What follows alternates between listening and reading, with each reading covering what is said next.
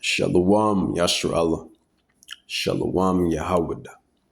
Brother Malak back with a biblical lesson breakdown. Ethnicity. Ethnicity. Ethnicity. I was having a little fumble, a little tongue twister earlier with this specific term. But I want to give all glory and honor to Yahweh, Bahashem, Yahweh Shai, Bahashem, Rakakadash, Barakata Yahweh, Barakata Yahweh Shai. The spirit, be spiriting whenever you're, or matter of fact, whenever Yahweh allows it to hit you, right? So I was looking out the window and I was looking at certain fowl. This specific fowl was a robin, red-bellied robin, and I don't know if it was a she or a he, but he or she, you can tell he or she has been living for quite some time. The specific fowl looks, old, elderly. So the spirit hit me. Spirit hit me, and one of my favorite words in the English vocabulary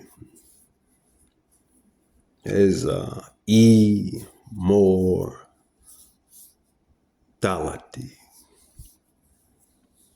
Immortality. Right? And not just immortality, but all of the perks and benefits that dwells with it. Not just immortality, but all of the perks and benefits that dwell with it. And that's what's promised to Yahweh's elect, right? The electric ones, the elect.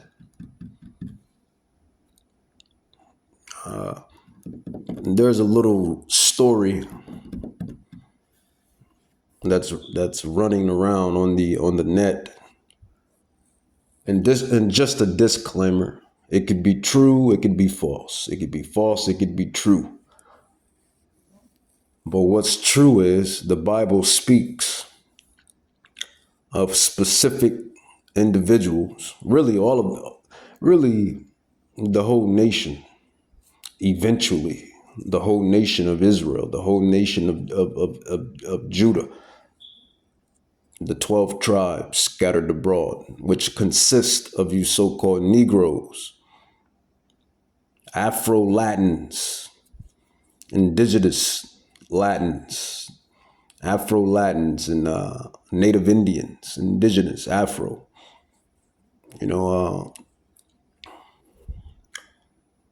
All of you are descendants of the royal, regal kingdom of Judah and Israel. It is what it is. It was what it was.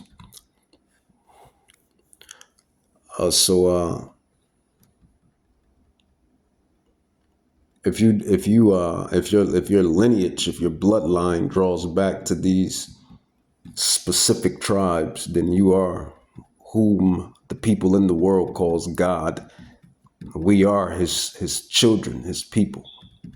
We are the holy people, the Israelites. And we're promised the promises, immortality, and not just immortality, but power. the ability to bend elements, the ability to heal, the ability to mind read, the ability to be like an avatar, right? To bend fire, to bend water, to bend earth, to bend electric, to bend the animals, insects, beasts. All of these specifics that you see displayed within movies, in cartoons and games and etc., right? This is what's coming to Yahweh's elect. And there's not a damn thing no one can do about it. It's prophecy. Every day you wake up, you're living through prophecy. So, like I said earlier, disclaimer, this story could be real, it could be fake, it can be exaggerated. But just know that that these certain attributes that this person possessed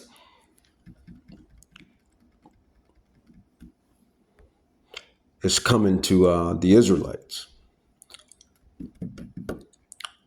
And these devils know this. Their scholars know this. They know Yahweh will seal his elect, and that this elect or remnant will be guided and protected, and hence raised as gods.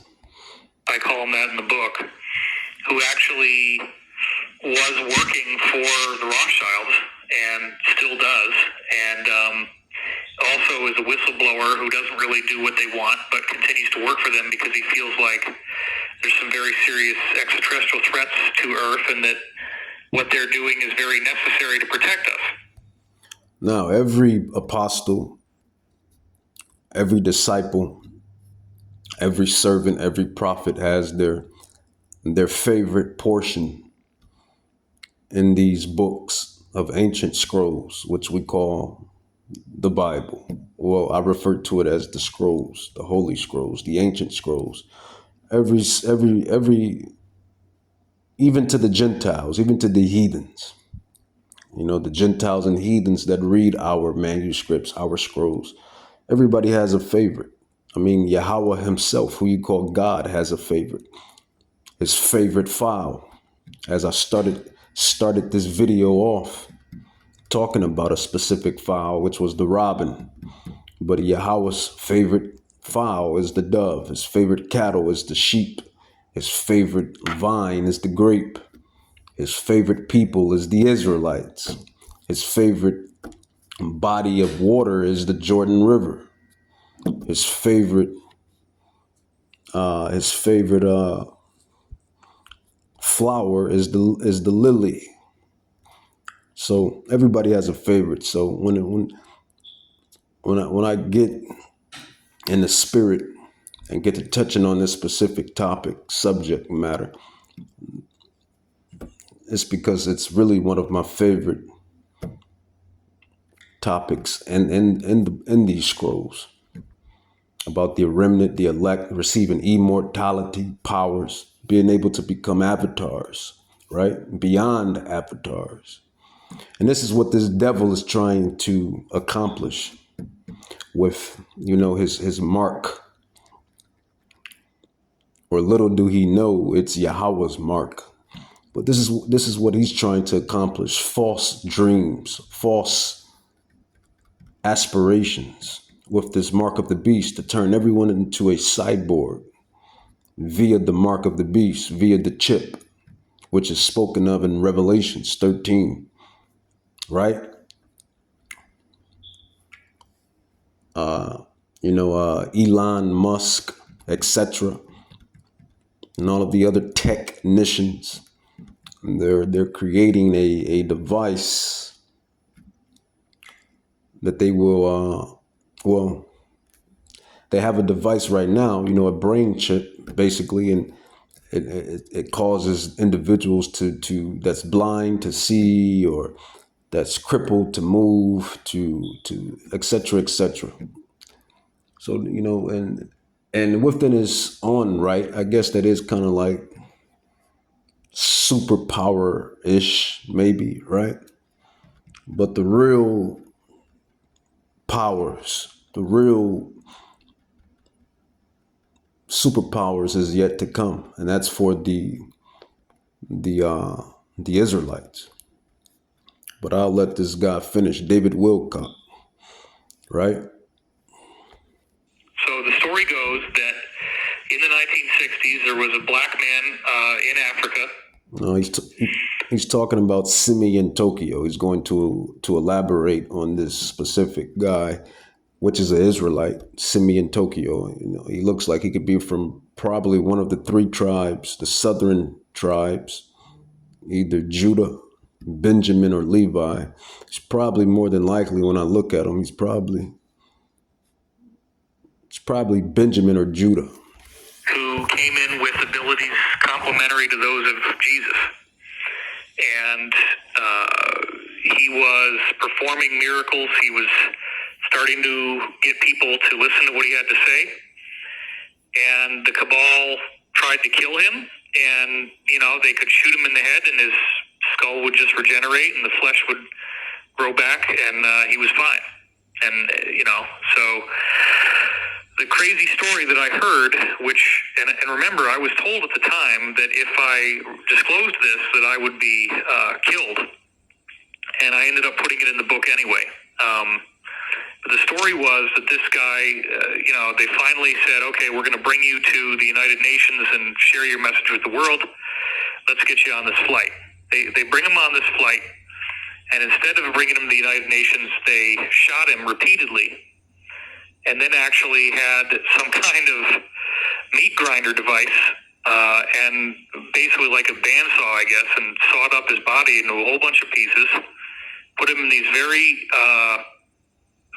like radioactive shielded containers, and then had all these fighter jets dock with the plane and fly his body parts to all corners of the world, where then these containers turned them into ash.